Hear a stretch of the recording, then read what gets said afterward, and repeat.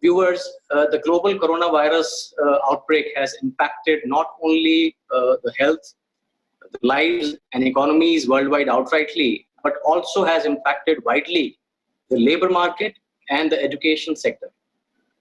Now, in this situation, which is a very compelling and a challenging situation, the role of TVET, which is Technical and Vocational Education and Training, the role becomes very, very important. And in fact, what we are covering in today's discussion is TVET for construction workers, particularly during COVID and post-COVID. And the expert is the CEO of a skill development organization based at Kuala Lumpur, Malaysia. Her name is Mamta Thakur. Mamta, we welcome you on this chat show of CIDC.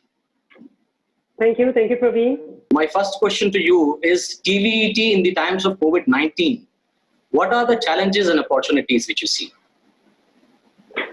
Praveen, TVET, today, let's take a look at what is TVET today, right?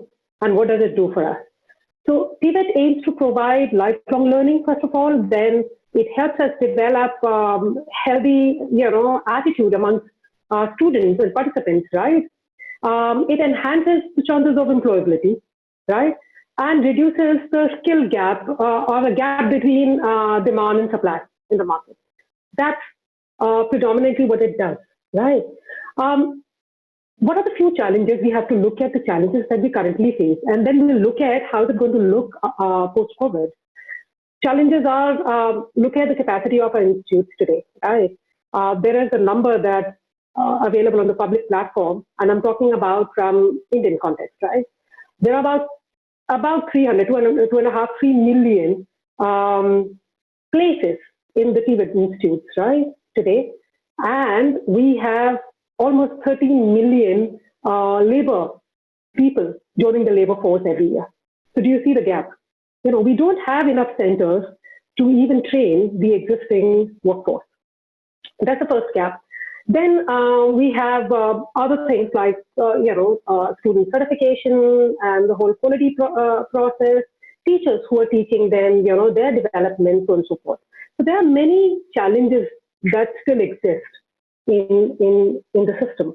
Having said that, are we doing the right thing? Yes, we are doing the right thing. TVET centers are doing, and the whole system is working for a lot of us.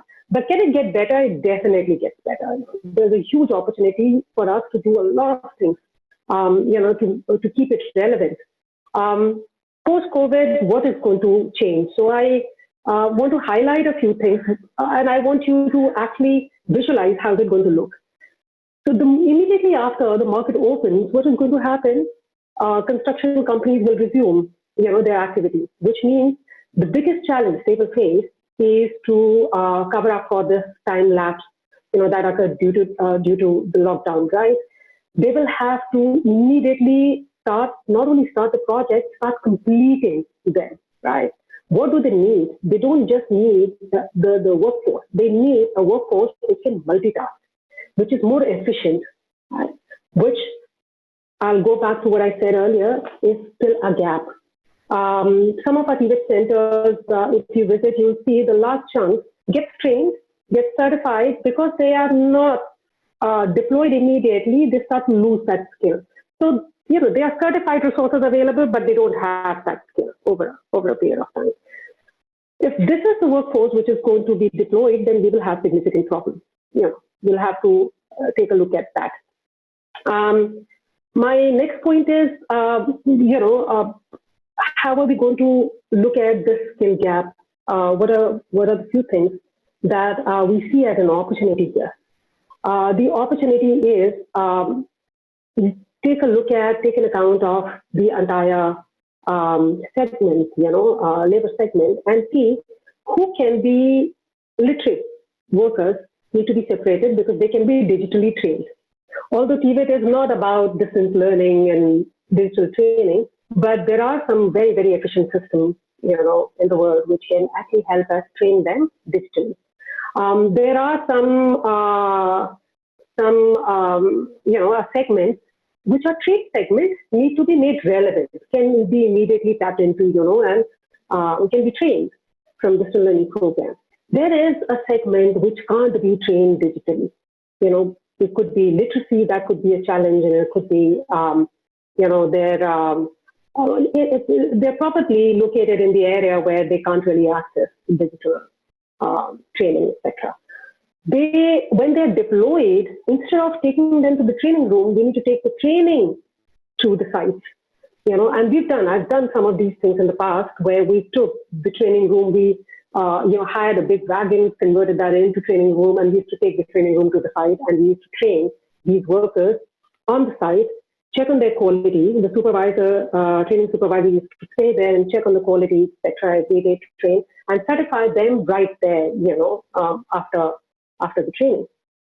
So some of those things need to be done in today's environment, and post-COVID environment. Right, Mamta, talking of the challenges which you just discussed with us, and the kind of training, the practical-based training which you are referring to, that you moved out the training room to the sites, which means the on-site practical-based training, real hands-on training, that makes a difference. That really brings in a lot of positive changes. Correct. But talking on the challenges, which you discussed, what do you think is the role of industries or the industry plays in the success or failure of TVET?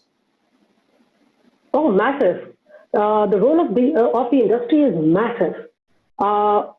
If they are not playing that role already, they should immediately. Right from taking a look at the courses built for them, we are producing, our TVET centers are producing resources for the industry. So they should get involved in the whole process. Take a look at NOS, National Occupation Standard, for that trade type, and see if it is relevant, for the kind of resources needed in the industry. If it is not, they should give the feedback, give the advices, involve in the whole development of NOS to begin with. They should also convert this into employability-led system. So consolidation of data, the whole industry can say that, I need, say, 300,000 so-and-so workers. And these are the specifications of it. And I give you, say, about 9 months, 1 year, whatever time period for you to deliver this, right? It should be employability-led so that these centers are also motivated to create the right resources because they know these resources will be immediately deployed. What is happening today is that people are mobilized from small little remote places, small cities, remote places, right? And they come to these centers, get certified with the hope to get employment, but that's not exactly how it happens. What happens is that they get the certificate, they go back and they hunt for employment.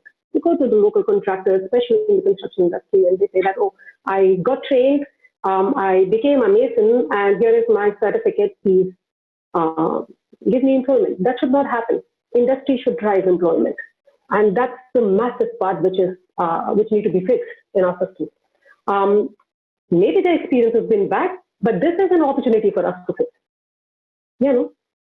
So industry need to engage at various levels with us, right from the beginning where they are telling us whether the training courses are in line with what is needed, to they're giving us the numbers to produce, 3, become a part of whole assessment and quality process, validate what we are producing for them. So this should be the role of industry, is what they're doing today, to some bit, yes, but not entirely like this. And that's the reason why TVET centers are not doing well worldwide, not just in India, worldwide. And construction companies are going to face serious problem if we don't have industry engagement. There would be skill gaps, which will be difficult to bridge. To what extent, Mamta, you think TVET is bridging the skills gap and driving the employability? To what extent? Like I said, I agree with it. To an extent, it is bridging the skill gap. But can it do better? Yes. There's a huge opportunity for it to do better. Like I said, it has to be employment-led. Who has the whole database today? Number of people who enroll, number of people who clear. How do they clear? Their proficiency level in a trade type. We need to take a look at all of these data, all of these numbers, the whole database, and we'll have to see how to improve the whole system. We don't have to make 100% changes in it. We'll have to make small little changes, restructuring, and we'll start to work exactly the way we want it to work. It has to stay relevant. Probably the system worked 15 years ago, 10 years ago. It is not going to work now. It is already not working entirely, completely the way we want it to work. And in the times to come, it will be the biggest challenge. And therefore, I will agree that it did add value, but it is slowly becoming obsolete and irrelevant. So there is a fair bit of restructuring needed at this point. I do agree that there have been challenges, there are challenges, and more so with the COVID situation, the pandemic hitting the entire globe. There are, difficult times and tough challenges which we all are facing. But in this time, what can be done to, make it an efficient education system for especially the blue-collar construction workers? Praveen, to begin with, we have to move away with the thought that it has to be restructured and there has to be a new design that has to be created. No, we'll have to work with the current system. A lot has gone into creating what exists today, right? So we don't have to change the whole thing. We'll have to take a look at the processes, do away with redundant ones, live with, go with the productive ones, the efficient ones, and create the ones which is needed to run the whole system. So, for example, revise the norms, and especially in the construction industry, we've done.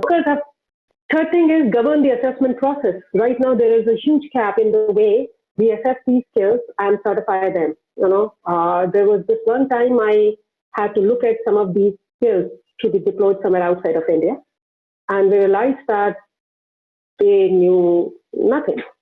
They were certified skills. I'm not saying that TVET centers didn't do the right thing. I'm just saying that they didn't know anything. So either they were unemployed for too long and the knowledge depleted, or they didn't really pick the right skills. So we have to look at the assessment critically. Monitor the quality very critically, make skill certification a robust process, so on and so forth. So these are the areas we have to look at immediately after COVID to make it robust, to make it efficient. Pointed out by you that, in this situation and otherwise also, the people who are the real educators, the people who are into the training work, even they have to continuously upgrade their knowledge. They have to be, familiar with the latest technology. And talking of the technology, any concluding remarks, Mamta, from your side? What is the situation going to be in the post-COVID situation? Do you foresee a lot of technological aspects coming into the picture? Especially, when we have seen recently the interface with the artificial intelligence system. The drones are being, operated to monitor the sites, and all those things are coming in. So it's altogether technology. And what do you think will be the role of TVET in, educating more and more people about these new systems coming in? Big role with limitations, by the way, but big role. Technology can play a very, very big role in it. And like I said, when we started, that we'll have to look at our workforce and separate the segment which can be brought on board, right, on digital platform and can be immediately trained. And I'm talking about workers' employability and workers' skill enhancement. Right, can be immediately brought up to the mark and deployed.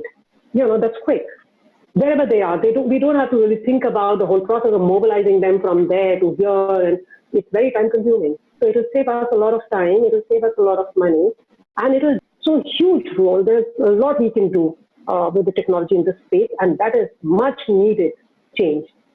And I'm hoping to see that change happen post-COVID, where people are talking about the use of technology, and more investment in database. Let's see if that happens. So thank you, Mamta, for sharing all those important aspects and insights related to the topic of discussion which we covered today with you. Thank you very much, Mamta. Thank you very much, Praveen. It was a pleasure talking to you. So keep on watching, keep on liking, keep promoting such good thoughts so that it travels across and a lot of viewers actually view it. And also keep sharing your feedback. It's your feedback only which is encouraging us to bring in these kind of interesting topics for discussion. And the experts are definitely more than willing to share their thoughts on the topics which you provide to us through the feedback. So keep writing and keep on giving the feedback to us. Thank you, viewers.